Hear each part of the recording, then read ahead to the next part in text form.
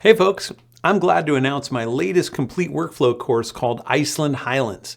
Using a range of techniques, I guide you through my entire image developing process, starting with the raw files and going all the way through to the final piece. In addition to giving you an updated look at how I edit my images, I also utilize many of the newest tools and features available in Lightroom, Photoshop, and the TK9 plugin. The image that I developed in this course was taken on a summer overlanding adventure in the Highlands of Iceland with a great group of my photographer friends.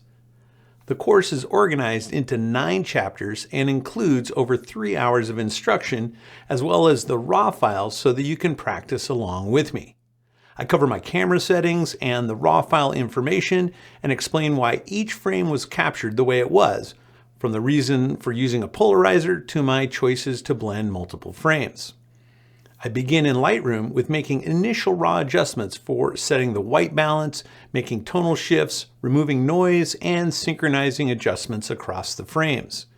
Then we move over to Photoshop, where I show how I blend the frames into a single image, including how to align the frames and use luminosity masks and other masking methods to create a seamless blend.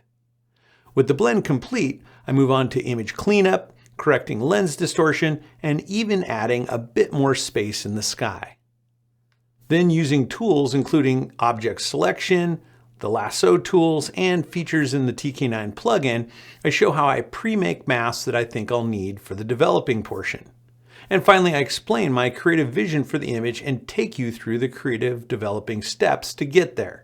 Just this creative editing portion of the course is over an hour and a half long and includes methods such as refining masks, using live gradients, and applying advanced techniques with TK9 such as chromatic aberration correction, mask calculations, modifying luminosity masks, dodging and burning, warm light enhancements, and much more.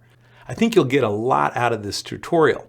My complete workflow courses have always been crowd favorites, and I know that I always pick up new ideas when I watch others develop their images.